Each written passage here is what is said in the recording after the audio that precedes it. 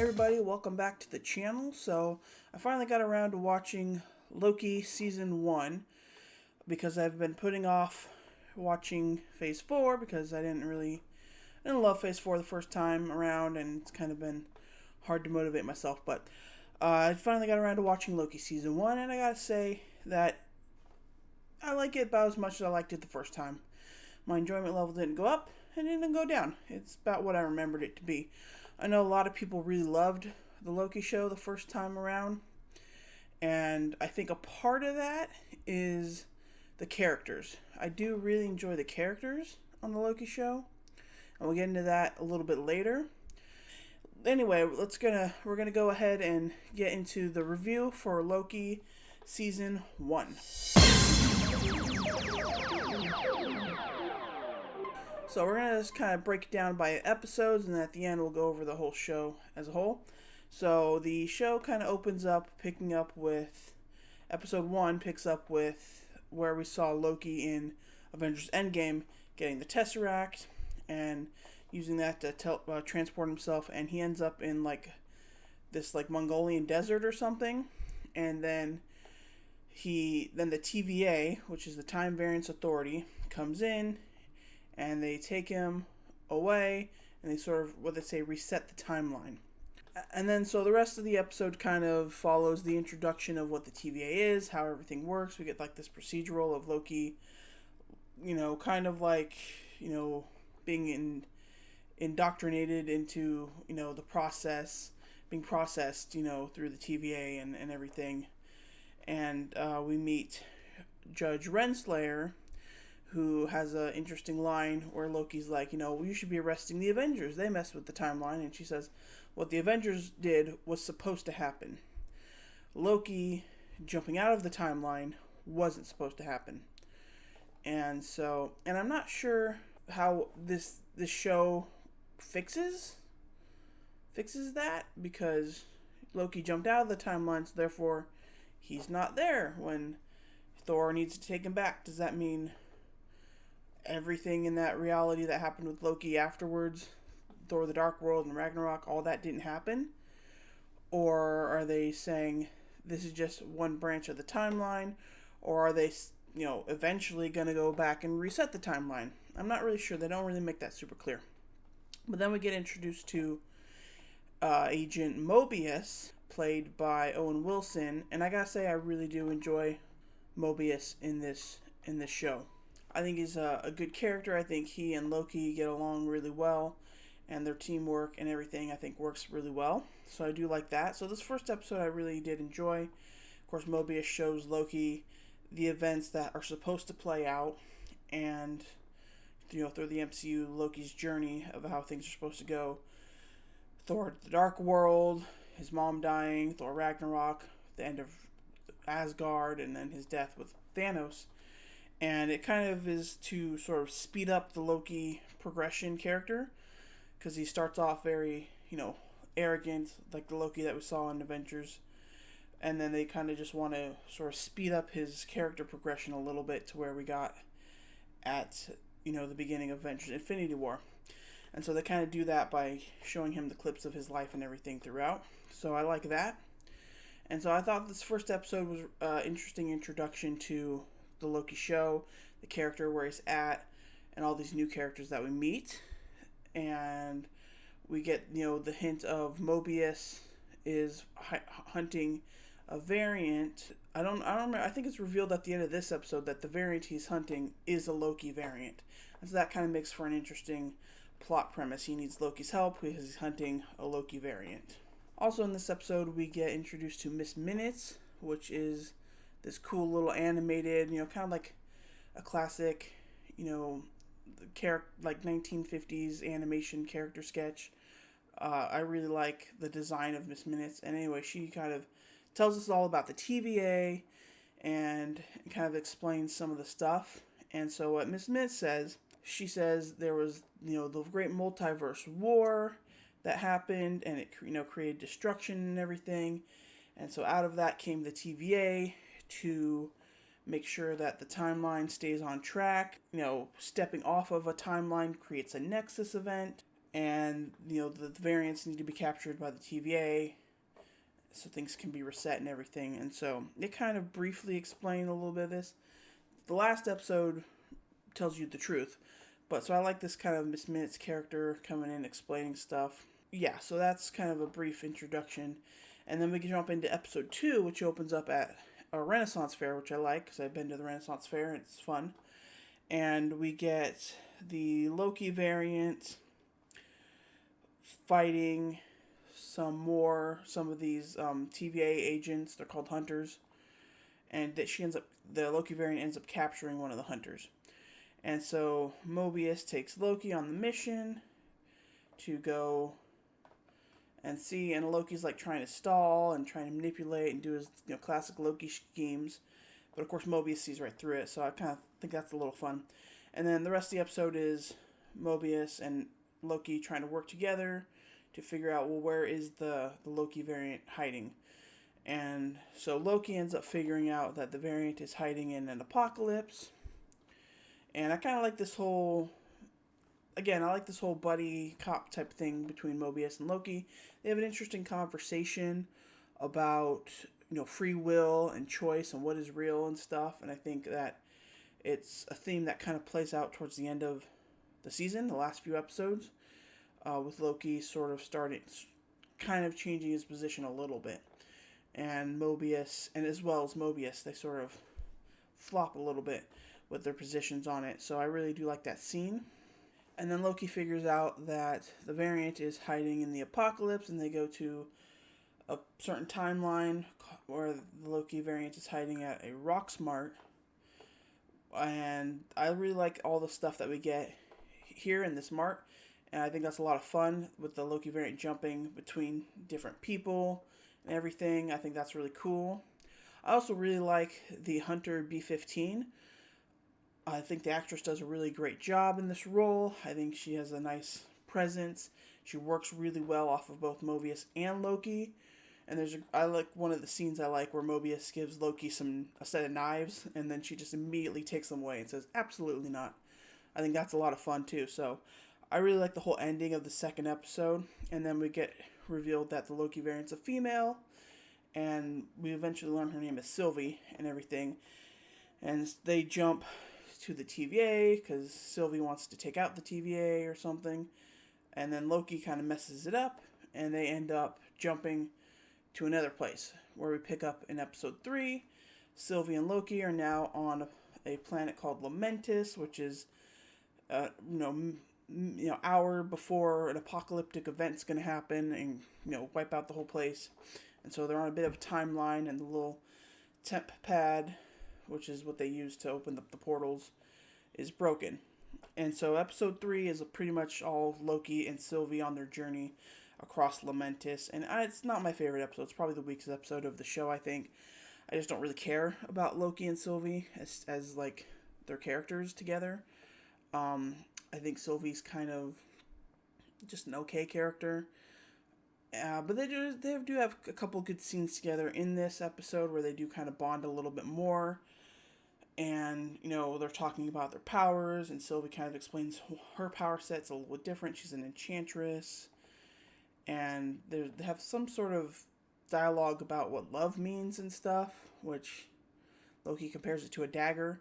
And I'm not sure if that has anything to do with where we end up with them at the end of the show. But it's an interesting metaphor, I guess.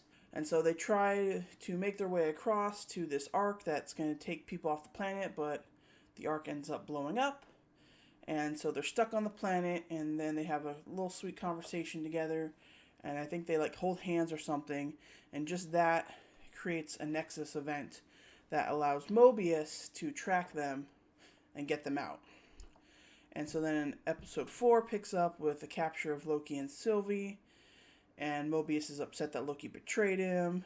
And Sylvie wants to escape and take out the Timekeepers, which are the ones that are controlling the flow of time. They dictate what the TVA does. And so Mobius ends up figuring out that Loki and Sylvie kind of are falling in love with each other, even though it's a Loki variant.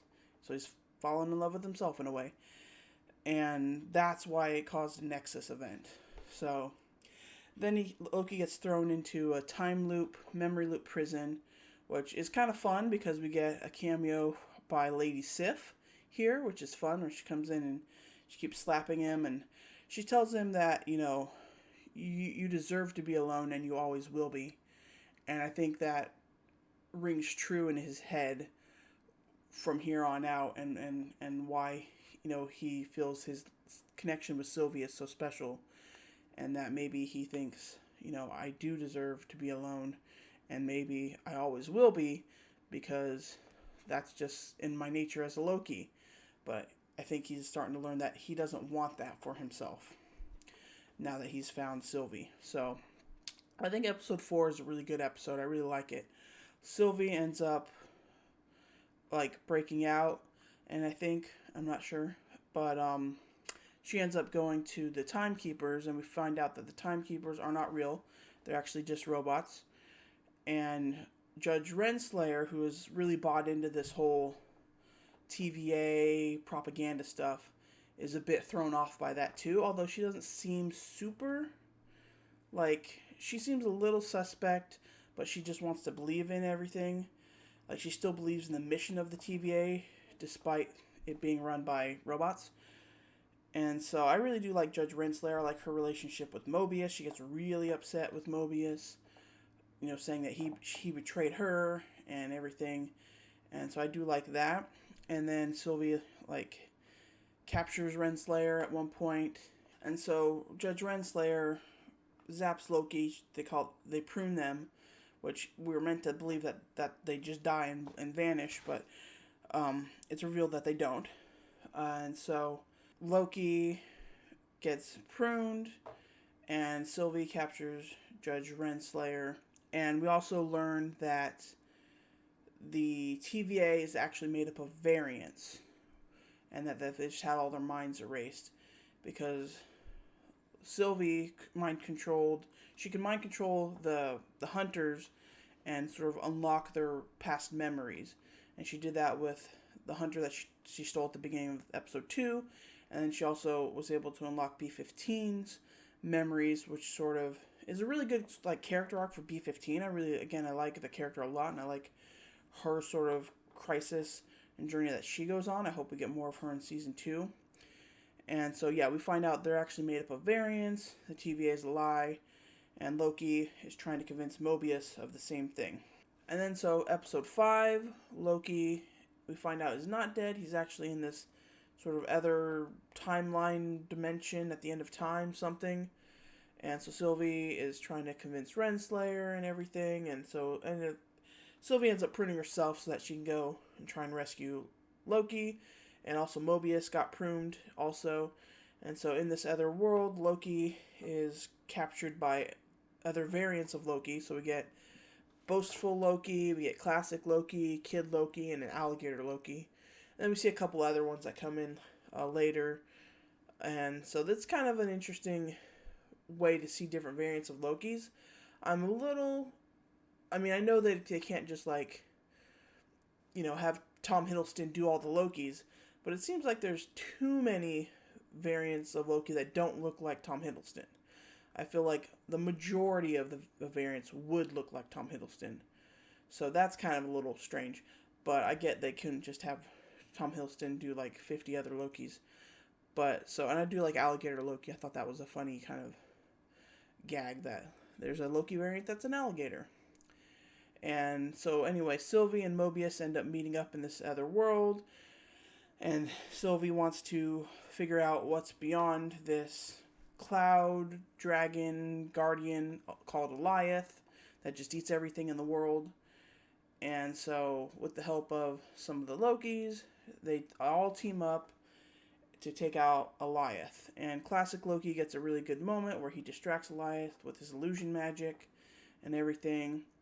And Loki and Sylvie can enchant Goliath, put him to sleep or something.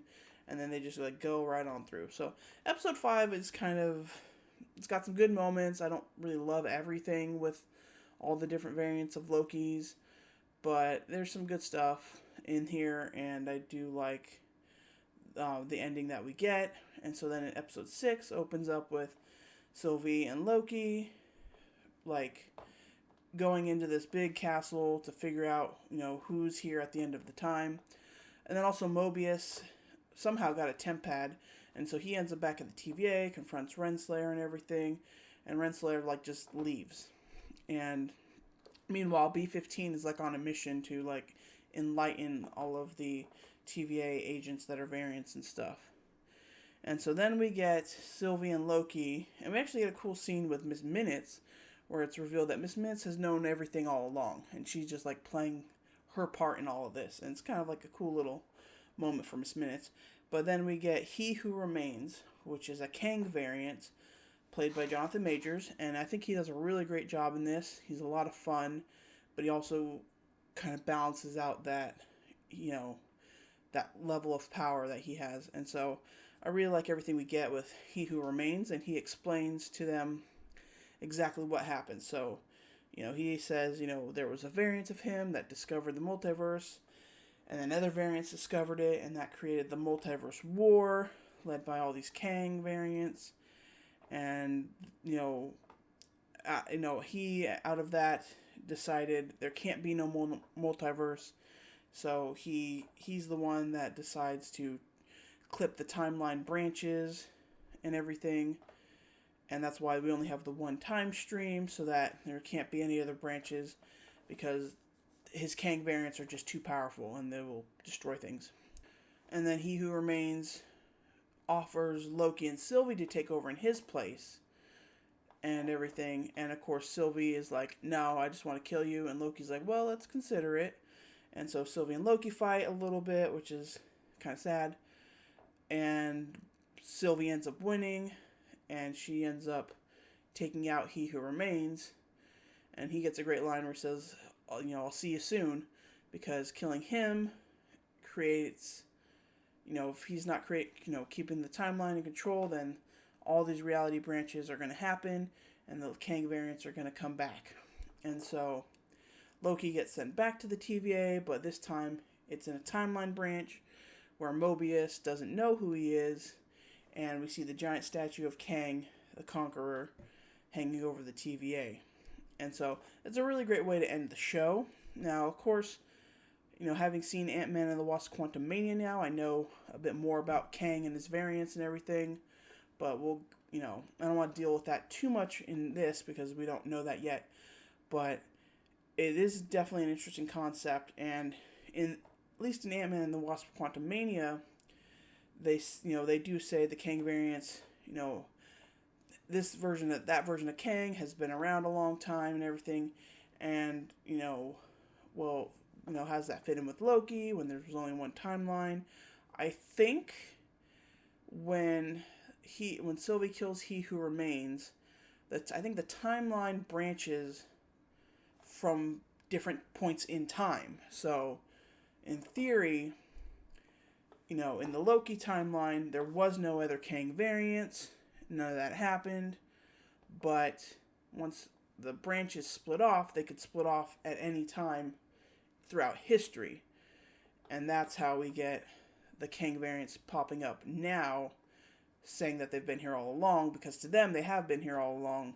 But to us, their timelines they branched off just happened. I think that's what they're trying to say. I'm not 100% sure on that.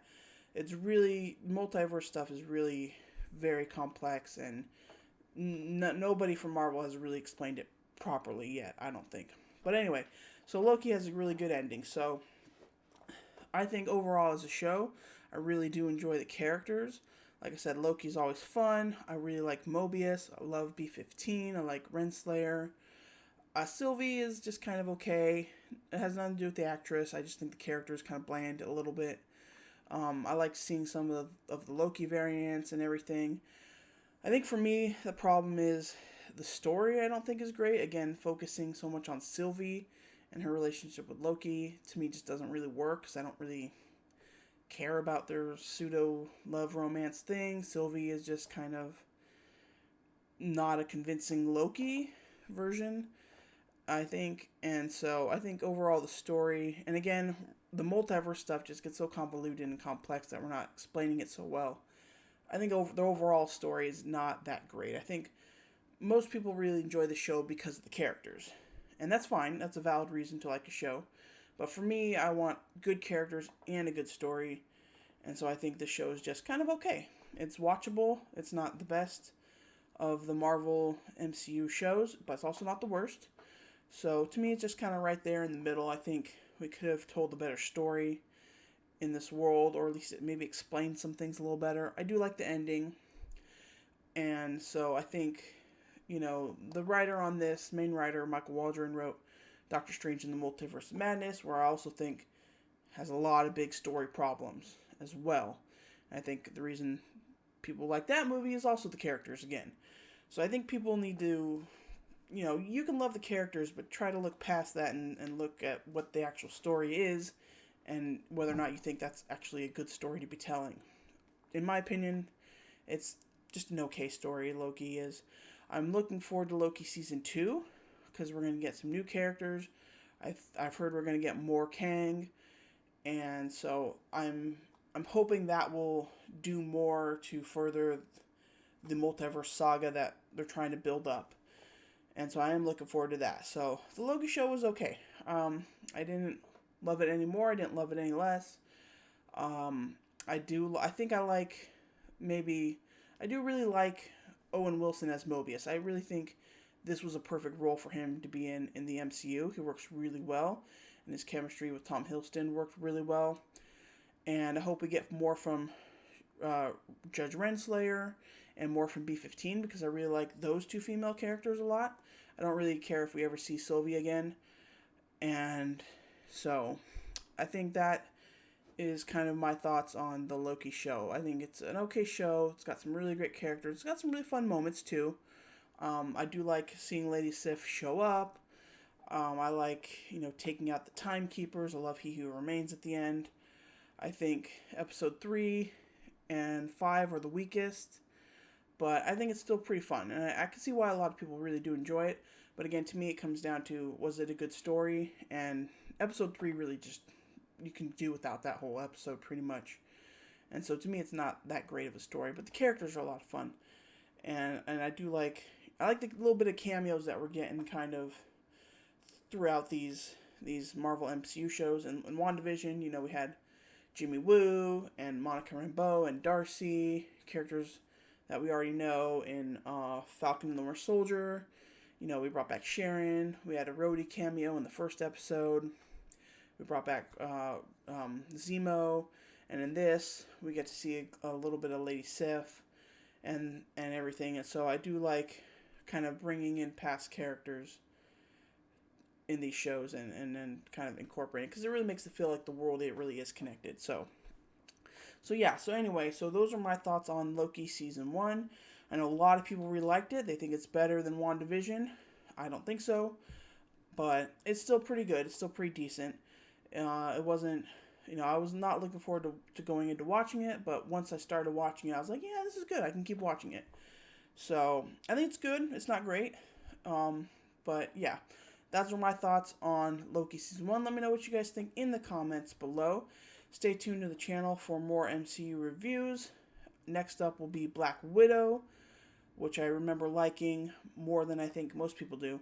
So that'll be next. So stay tuned to the channel. Thank you all for watching. And until next time, see you soon. Bye.